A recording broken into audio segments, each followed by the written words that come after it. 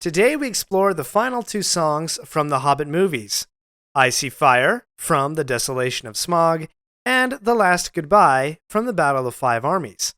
A couple of episodes ago, we looked at the songs from the first Hobbit film, An Unexpected Journey. So today we're going to finish that up. We're going to wander deep into these lyrics, but remember, just because you wander doesn't mean you're lost. Before we get started, please rate or review this episode if you're liking the show. Every 5-star rating helps more Middle-earth wanderers find our community. And remember to share this episode with a friend. Now, let's wander. Okay, so first on our list is Icy Fire from The Desolation of Smaug, the second Hobbit film. This song was written and performed by Ed Sheeran. And I don't know if anybody gave Ed Sheeran any lessons in Lord of the Rings lore or Tolkien, or if he's an actual big Tolkien fan. I actually have no idea. As I really dug deep into these lyrics, I was really blown away by how connected they are with sort of the themes and the ideas that Tolkien presents in The Hobbit and the wider Lord of the Rings lore, including the Silmarillion. I have a couple of keys that I want to give you to help you understand the lyrics of the song a little bit deeper. Key number 1 is to look for transformative journeys as they are represented in the lyrics. For example, in the chorus, we'll see words that are describing more physical things, and those words gradually become more metaphorical. That's a bit of a transformative journey. There's also, across the whole song, we'll see that some things are rather distant, and then things become rather close. We also are going to look at a lot of if-then statements, right? So if something happens, then we hope that this thing happens, and those statements will gradually be reduced to actual realities where there is no more hypothesis, there is no more hope, there is no more if, they are actual realities. So that's key number 1. Look for those transformative journeys. And in fact, the most transformative journey that you can find in The Lord of the Rings, as you look at the grand scope of things, is a theme that Tolkien called fall, F-A-L-L, when species turn against the will and the intent of their creators. Now, in a letter to his publisher, Waldman, Tolkien summed up this theme, quote, "Anyway, all this stuff is mainly concerned with fall, mortality, and the machine. It has various opportunities of fall. It may become possessive, clinging to the things made as its own. The sub-creator wishes to be the lord and god of its private creation. He will rebel against the laws of the creator, especially against mortality." And we're going to see that in the dwarves. This song, Icy Fire, really epitomizes the fall of the dwarves as they have fallen from the will of their creator, whether that is Aule, their actual creator, as we've covered in previous episodes, or Iluvatar, the one creator god who sort of adopted the dwarves in as their children. This song, Icy Fire, sort of represents what happens when the dwarves have moved against that will, their natures, and have become too subjected into their own creations, into their own wealth, into their own power. So that's key number 1, is look for the transformative journeys. Okay, key number 2 is the first 4 lines of this song, and we'll get to this a little bit deeper in just a moment, but the first 4 lines of this song are a prayer that will keep getting referred to back throughout the rest of the song. That's why these lines are a little bit different. They're not really a chorus or a bridge. They are more like a preamble to the song, and they represent a prayer. And we'll see throughout the rest of the song that there are moments of hope that call back or activate that prayer as it is said in the beginning of the song. Okay, and key number 3. It's always good to ask who is singing to whom and why. As we'll dig into these lyrics, I hope to sort of show you that the me here that is singing this song is Durin's son. Durin, of course, being the first dwarf father created by Aule, and Durin's son being represented in the Hobbit story as Thorin, the last great king of Durin's folk. Now, also, who is he singing to from Thorin's perspective, right? We'll see that in the very first line of the song. The song is being sung from Thorin's perspective to Aule as sort of the guardian, the creator of the dwarf species. Okay, so let's dig into this a little bit. Let's look at the first 4 lines of the song, which I am referring to as sort of a prayer. So the first line, "O misty eye, of the mountain below. Now, mountain, there's a clear on the surface reference of the lonely mountain that the dwarves are trying to reclaim. This was the home of Thorin and his father and grandfather, where they had great wealth and great power and prestige. But also in the Silmarillion, the mountains are referred to as Aule's trees. So Aule, the creator of the dwarves, remember, he is one of the Valar, the guardians of Middle-earth, and he is their master craftsman. He is the one who is creating and building and crafting all of these wonderful and beautiful things, including the mountains. The mountains are Aule's creation. So this prayer begins by addressing, O misty eye of the mountain, right? I think that's actually in reference to, let's call this prayer out to Aule as our creator, who is supposed to be watching over us and keeping watch over Durin and his prosperity. That's really the second line there, right? Keep careful watch of my brother's souls.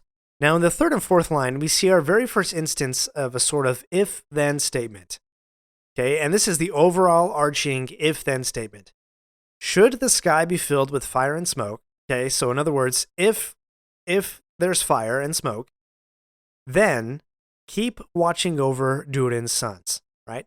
So, if there is fire and flame and smoke in the fate of the dwarves, then we hope that you will keep watching over us, right?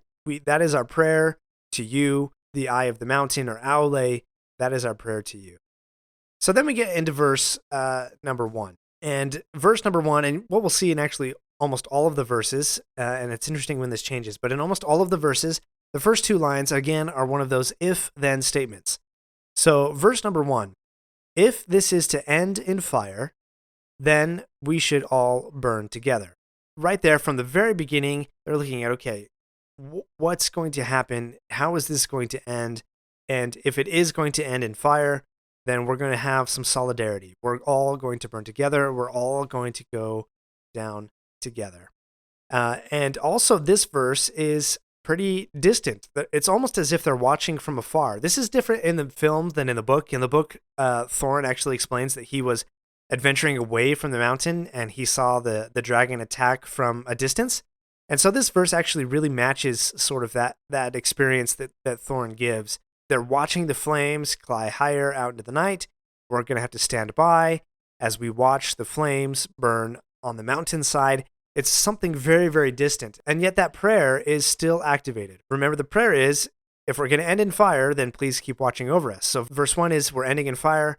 We're going to be solidarity, but please activate that prayer. Please keep watching over us. Now we're going to dive into verse number 2. And again, look, the very first 2 lines there of verse number 2 are one of those if-then statements. And this is a little bit more immediate than sort of the distance from verse 1. In verse 2, we get the if we should die tonight, right? That immediacy, some urgency, then we should all die together. So we still have that idea of solidarity, except now it's a little bit closer to us. They're going to raise a glass of wine, which in most cases, wine is usually red. And I'll say that because it's really interesting that Ed, as he's writing these lyrics, he never actually describes fire in any of its colors. He sort of uses some metaphorical language. So a glass of wine, that's red. And we also had the word auburn just a couple lines before up there in verse 1. We'll get auburn a couple more times. And that's sort of really the only actual description of fire. We're sort of using those metaphorical descriptions there. Okay, and again, we're going to activate that prayer in verse number 2, right? So calling out Father O, right? So they're going to call back to that beginning prayer. They're calling back to Aule as the father of the dwarves, who created the first 7 dwarves. This verse also ends with the line, desolation comes upon the sky. Now, desolation is the word that Tolkien used to describe how Smaug had sort of left the land as Thorin and Bilbo and company are traveling through the land. He calls it the desolation of the dragon. And this, again, is not so distant, but a little bit more immediate. Desolation is coming upon the sky, right? We have a dragon who is now attacking the dwarves, and this dragon will leave nothing in his wake but desolation. Okay, now we get the first chorus. And notice in this chorus, there is no if-then statement. Those are going to be in the verses. The verses kind of show that a little bit of hope, or maybe this will happen, maybe it won't. But in the chorus, not so much. Very first line, now I see fire. So there is no more if-then. It is now, this is reality, this is actually happening, there is fire. Therefore, that prayer from the very beginning is now activated. We're asking for that blessing over Durin's sons to be watched over, to be kept over, to be guarded and protected. There's fire in the mountain, there's fire burning the trees, both very physical sort of things. But then we take one step into more of the metaphorical. I see fire hollowing souls. Hollowing, a word here which means to deprive a soul of its essential elements for functioning. Probably in this case, a body. A soul needs a body to function, at least for the dwarves in Tolkien's mythology. And I see fire, but then we even get a little bit more metaphorical. Blood in the breeze, which I really like because that has a bit of a double meaning to it, at least from what I can see. Blood in the breeze is one way of describing flame and fire as it's going through the wind, right? Remember, the lyrics never come out and say that fire is red, but the lyrics are using these different words, right? Auburn, wine, blood in the breeze. So in one way, this is metaphorical in that the fire is going through the wind. But in another way, blood in the breeze, blood is not supposed to be in the wind. It's supposed to be in our bodies because we need blood to live, right? So blood in the breeze is another way of saying, death has come upon the dwarves, right? It's a little bit more metaphorical than those first physical lines. Again, that's one of those transformative journeys from the physical to the metaphorical. And then we get the last line of the chorus. I hope that you remember me. Go back to that prayer. Who is me? Me, in this case, is the representative of Durin's son, who is Thorin, the king of the dwarves at this time. We're hoping that the Aule, the creator of the dwarves, hoping that Aule will remember Thorin. We're trying to activate that prayer from the very first lines of the song. Okay, now we move on to the next verse. And we start again with another if-then statement. Should my people fall, or in another case, if my people fall, then I'll do the same. So again, my people are falling. There is an ending to my people, but solidarity. We're going to do this together. I will do the same. And we're going to do it as we're confined in mountain halls. We can't escape. That's another theme with dwarves as they get stuck in their mountains when enemies come. Interesting line here in this verse. We got too close to the flame. Then we're starting to get a little hint in that line of maybe the dwarves have fallen from the will and the laws of their creator. They're getting too close to the flame, maybe too close to something that they should not have. Maybe something that they've created that they're becoming too possessive of, or maybe something that they've found, aka the Arkenstone, that they don't want to give up. And again, we're still a little bit distant here. We're watching the flames burning on the mountain, so we're getting too close, but not so close. We're still in a little bit of a distance. Okay, chorus again. We get the same words, right? The physical to metaphorical journey. Fire on the mountain, fire in the trees, hollowing souls, blood in the breeze, the double meaning there. And again, the last line, I hope that you remember me, activating the prayer. And again, just a reminder that this is something that's very immediate. It's very present. There is no if-then statement. It's not theoretical. This is actual reality. Now we come to the bridge. And if we look very closely, here is sort of the key to understanding this whole song, right? Interesting enough, the bridge takes the pattern after the verses. It starts with an if-then statement. If the night is burning, then I will cover my eyes. Interesting. If the night is burning, I will cover my eyes. So all that we've seen before, if fire is going to come, if we're going to end, I'm going to do this solidarity, I'm going to do this all together. But here in the bridge, it's then I will cover my eyes. Sort of I am trying to distance myself from this fiery fate that has come upon me and upon my people. And then we get another if-then statement. For if the dark returns, then my brothers will die. Thorin knows, or the speaker of this song knows, that as dark returns, the brothers will die. That goes all the way back to the first lines of the song, that opening prayer. If we're going to end, then please remember us. Please keep watching us. As the sky is falling down, it crashed into this lonely town. Again, there's a very literal interpretation of that, right? Like, Smaug is falling down. He's crashing into the lonely town, destroying it in his first coming, and really in his second coming before he dies by the arrow of Bard. And with that shadow upon the ground, I hear my people screaming out. So notice we've shifted. We've shifted from if-then statements to actual realities. So the bridge here is sort of taking the pattern of the verses being if-then statements, hypotheticals, and the chorus being actualities. This bridge has condensed that into a much tighter pattern. We have the if-then statements, but now it's actual realities. The sky is falling down. It's crashing down on the town. It's cascading. It's crushing all the things below it. The shadow is here. Shadow is often a word used in Lord of the Rings to reference those things that are evil. And the singer of this song hears his people screaming out. There is no if-then statement there. This is an actual reality. His people have come to an end. Now we get to the final chorus. And again, there's no if-then statement, right? Now I see fire inside the mountains, burning the trees, hollowing souls, blood in the breeze. And then we get to the closing sort of refrain here. First line, I see fire. So there is no hypothetical. There is no more hope. This is actual reality. There is no if-then statement. Oh, I saw a city burning, right? So past tense. This is now something in the past. There is no more hope to remember.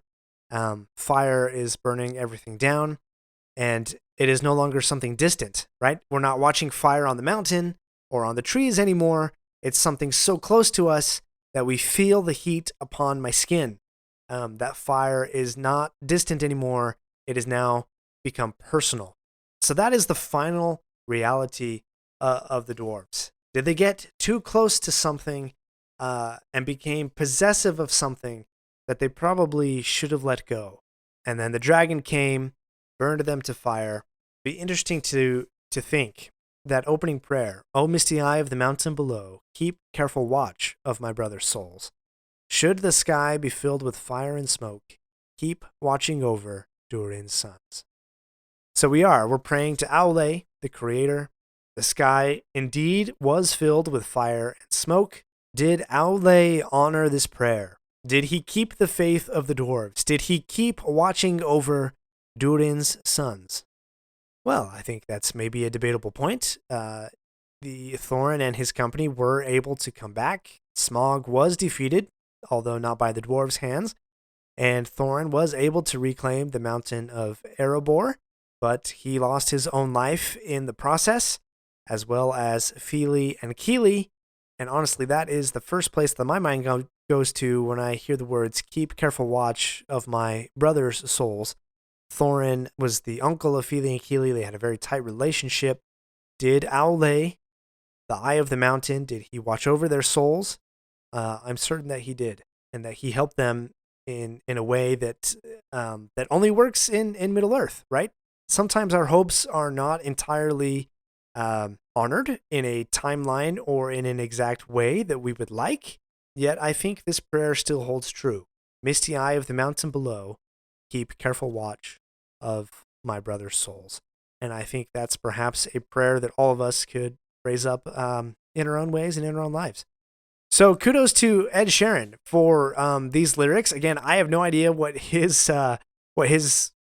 depth of knowledge is in terms of Lord of the Rings and reading the lore or looking at Tolkien. I don't know if somebody sat down with him and said, "Hey, here's some major themes that we're going for." I'm sure somebody did. Peter Jackson, somebody said something. But I give Ed Sheeran an A+ for these lyrics. I think they fit very well, perfectly as a song for the Lord of the Rings.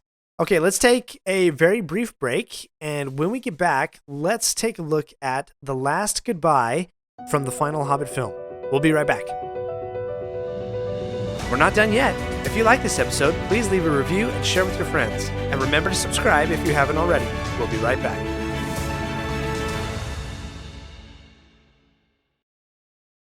Welcome back, Wanderers. Let's dig into the last goodbye from the third Hobbit film, The Battle of Five Armies. The last goodbye written and performed by Billy Boyd. None other than Peregrine Took himself.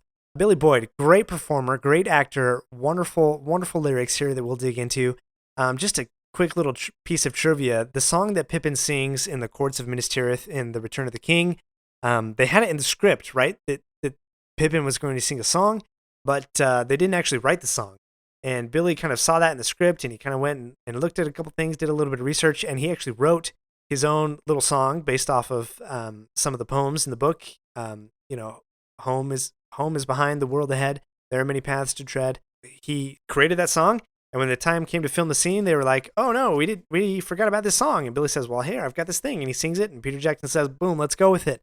And so they did, and they used Billy Boyd's song there in Return of the King. So I think it's very fitting here that as we look at the last Hobbit film, the very last song is written and performed by Billy Boyd. And again, similar to Ed Sheeran, I don't know his depth of knowledge in the lore, how much he's read. I assume he's read quite a bit because they were pretty big on that on the Lord of the Rings set. But again, I'm going to give Billy Boyd an A+ here on these lyrics. I think you'll see why. Okay, so the major theme of this song, obviously it's called The Last Goodbye. The major theme here is farewell, right? All good things come to an end. In fact, if I were to sum this up in a couple of words, I'd say there's sort of a resolve from this song. There is a peace in how things have fallen out in the journey and in the adventure and in the story, and they are all parting in friendship, right? And this comes from the very first lines of the song, as the snowflakes cover my fallen brothers. And clearly this song is from the Hobbit's perspective, right? From Bilbo's perspective.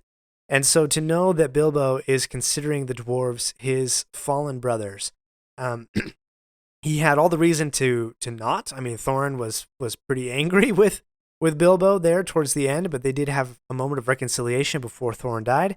And so Bilbo was looking at this as fallen brothers, right? And brothers is a relationship. It's a bond even more than just simple friendship. If you look at Thorin and Bilbo, they started out as sort of employer and employee with a contract, and then they sort of became friends. And then here at the end, Bilbo is considering them his fallen brothers, right? And now he will say his last goodbye. Night is falling, so ends this day. The road is now calling, and I must away. Now, as I read these things, I feel like there's a sense of wandering here. The road is calling. The road is almost a entity unto itself that has a will and a power of its own. It's sort of an actor in the fate of all of these characters. The road is calling, and I must away. I must abide by that call. In fact, that reminds me of the lyrics of This Wandering Day from the Rings of Power, another A+ song, in my opinion. And I did do an episode of that a few months ago, if you want to take a look at that. But anyway, some of these lines come directly from, with a little bit of tweaks, but come from poems in The Lord of the Rings. So, over hill and under tree, under cloud and beneath the stars, over snow and winter's morn, I turn at last to paths that lead home. Again, these lines are pretty much lifted from The Hobbit and Lord of the Rings, and maybe with a tweak to a word or two here or there, they come right in here. And so that's why I think this song as a whole really feels like it is the music of Middle Earth. This song feels like it fits, right? It blends, it harmonizes with everything else that we know about Middle Earth, and I think a lot of that is due to these lines that come directly from Tolkien's words. And they're very natural. Under cloud, beneath stars, silver streams, snow and winter's morn. These are very natural type of descriptions, very natural things. And that was a big theme for Tolkien. He was very big into describing the nature of where the characters were walking and where the story was taking place. But that is a big theme for Tolkien, describing the nature, getting out of nature. There's some key lines here in the chorus. I turn at last to paths that lead home, and though where the road then takes me, I cannot tell. Even at home, the road is still going to call this wanderer. The road will continue calling. The road will continue on. The road goes ever on and on, even after we've returned home, right? There's always some other call to adventure. More on that in just a moment. Let's take a look at the next verse. Many places I have been, many sorrows I have seen. Sorrows. That is a key word to understand Tolkien's works. That is a key theme that through sorrow, through challenge, and through grief, that is how these characters grow. That is how they overcome evil. That is how good conquers. It's not an absence of sorrow. It's not an absence of challenge or problems. It is only by suffering through that sorrow and rising up to meet it with your friends that evil can be overcome. And again, we get a little bit more solidarity, right? I don't regret, nor will I forget all who took that road with me. Again, that bond more than friendship. We are now brothers. We come back to the chorus. There's more language here, more language that is closing and finality, right? Night is falling, the day is ending. We must away. So we get back to this idea of all good things come to an end. We've had a great journey. We've had a wonderful adventure, but all those things must end because the road is now calling. We get to the bridge, and this is where some of the key takeaways of the song come, right? To these memories I will hold. With your blessing I will go. We're parting in friendship. We're bonding in brotherhood. To paths that lead home. But again, home is a place where the road can still call you from. There's still adventures to be had, still explorations to embark upon. Where the road takes me, I cannot tell. But we came all this way. Now comes the day to bid you farewell. And what kind of a farewell? I bid you all a very fond farewell. So again, that theme of all good things come to a close. Or do they? Now, this is a really interesting thing in the world of Tolkien. There is a song in The Hobbit as Bilbo is returning to the Shire. He sees his home for the very first time, and suddenly, as if the words seem to pop into his brain, he sings the song, "Roads go ever on and on, over rock and under tree, by caves where never sun has shone, by streams that never find the sea." And it goes on. But this song is repeated several times throughout the Lord of the Rings, right? That the road goes ever on and on. There's another instance in which when Bilbo is leaving his home in the Shire, in the Fellowship, as he's making his way to Rivendell, he again sings a version of this song, right? The road goes ever on and on, out from the door where it began. Frodo, as he is in the process of leaving the Shire, he also sings a version of this song. And afterwards, as he does, Pippin sort of asks him, like, "Hey, is that something you wrote, or is that something that Bilbo wrote?" And Frodo says, "I don't know. It came to me then. This song of the road going ever on seems to just appear in Bilbo's mind and in Frodo's mind." And I'm going to read a paragraph here from the Fellowship of the Ring. Parts of this were actually used in the Fellowship movie, so it may sound familiar. This is Frodo talking to Pippin, referring to Bilbo. If you can keep that all straight in your brain, then you get an A+. Anyway, quote, He used often to say there was only one road, that it was like a great river. Its springs were at every doorstep, and every path was its tributary. "It's a dangerous business, Frodo, going out of your door," he used to say. "You step into the road, and if you don't keep your feet, there's no knowing where you might be swept off to. Do you realize that this is the very path that goes through Mirkwood, and that if you let it, it might take you to the Lonely Mountain, or even further and to worse places?" He used to say that on the path outside the front door at Bag End, especially after he had been out for a long walk. I really love this idea. And in fact, this theme, as it's articulated here, is really one of the things that intrigues me the most about the Lord of the Rings, is the interconnectedness of everything.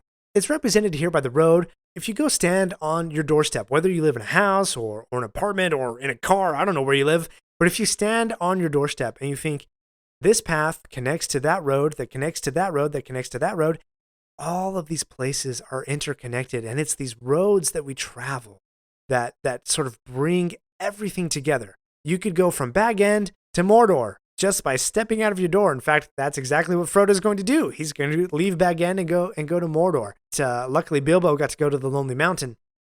But this interconnectedness of the roads is really intriguing and fascinating to me, this theme in The Lord of the Rings. But this theme of the roads and their interconnectedness and their going ever on and on, I think is actually a metaphor for another theme in the world of Tolkien and The Lord of the Rings. And that particular theme is that not only do roads go ever on and on, but the tales and adventures also are interconnected and go ever on and on. Like, for example, I really love this passage as Sam and Frodo are climbing. This is in the chapter, The Stairs of Cirith Ungol from the Two Towers. And Sam is sort of reminiscing about all the different tales that he has learned thus far. And this is where, they get that line from the movie of, "I wonder if we'll ever be, putting songs or tales." Sam says this to Mr. Frodo. Quote, Beren now, he never thought he was going to get that Silmaril from the Iron Crown in Thangorodrim, and yet he did. And that was a worse place and a blacker danger than ours. But that's a long tale, of course, and goes on past the happiness and into grief and beyond it. There's that theme of sorrow as well that I was mentioning earlier. Anyway, continuing. And the Silmaril went on and came to Eärendil. And why, sir, I never thought of that before. You've got some of the light of it in the star-glass that the lady gave you. Why, to think of it, we're in the same tale still. It's going on. Don't the great tales never end? And Frodo responds, No, they never end as tales, but the people in them come and go when their part's ended. Our part will end later, or sooner. So I love this little reminiscing by Sam and Frodo as they're on the way to Mordor to destroy the One Ring, obviously doing the greatest task that any hobbits or really anyone in Middle-earth had done, really, in comparison to what Beren and Luthien were able to do. And Frodo's response, right? The great tales never do end, but certain characters have different parts to play, and their parts will eventually end in that particular tale or that particular adventure. Now, I mentioned that this song, The Road Goes Ever On and On, it pops up 4 times, once in The Hobbit and 3 times in The Whole Lord of the Rings. In the final time, it's popped up again by Bilbo, who takes this song again and he changes it slightly. In every other case, the road is going ever on. You got to keep your feet because you're just going to wander through Middle-earth and you never know where you're going to be swept off to. All of these places are interconnected. There's even another song where around some pathway, there might be some new gate that I've never seen before, and I'll pass that today, but maybe on another day I'll come and go that way. Everything's interconnected. And yet, in this last version of The Road Goes Ever On and On, Bilbo sings it like this, quote, The road goes ever on and on, out from the door where it began. Now far ahead the road has gone. Let others follow it who can. Let them a journey new begin. But I at last with weary feet will turn towards the lighted inn, my evening rest and sleep to meet. And then Bilbo falls asleep. This is from the chapter Many Partings from The Return of the King. So this road, in many instances, this poem, this song, The Road Goes Ever On, it speaks to that interconnectedness of everything.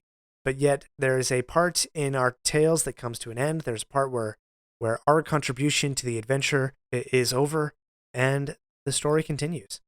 The great tales never end, even though our parts in them may just do that. So the interconnectedness of roads and of tales and adventures, and yet it is the role and the great challenge and the call to adventure of every generation to take up the new challenge, to defeat evil in the way that it's encountered. For them, for Bilbo, that was to find the One Ring and to overcome the dragon Smaug, survive the Battle of 5 Armies. For Frodo, it was to destroy the One Ring and to challenge Sauron. For Galadriel and Gandalf and Elrond and the White Council, obviously they wanted to overcome Sauron as well. You think back to the first age of Middle-earth, you had great heroes like Fingolfin, who went and challenged Morgoth himself and had actual hand-to-hand combat with the Dark Lord himself. Every generation has its challenge. The tale continues. The road goes ever on and on. What is your part in this great adventure that we call life? What tales are you connected to? What roads have you found your feet on? Where will you go? What will you do with the challenge that is given you? Or that sparks in my mind the words of Gandalf, right? All we have to do is to decide what to do with the time that is given us. Now, I just totally butchered that line, so I hope you'll forgive me, right? But Gandalf, right? All we have to decide is what to do with the time that is given us. And so, what will you do with the time that is given you? And for today, I bid you all a very fond farewell. Thanks for wandering Middle-earth with me today. I bid you all a very fond farewell.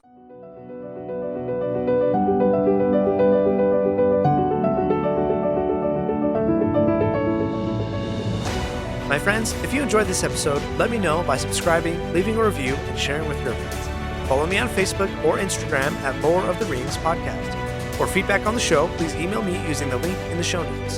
Until next Thursday, remember, not all those who wander are lost.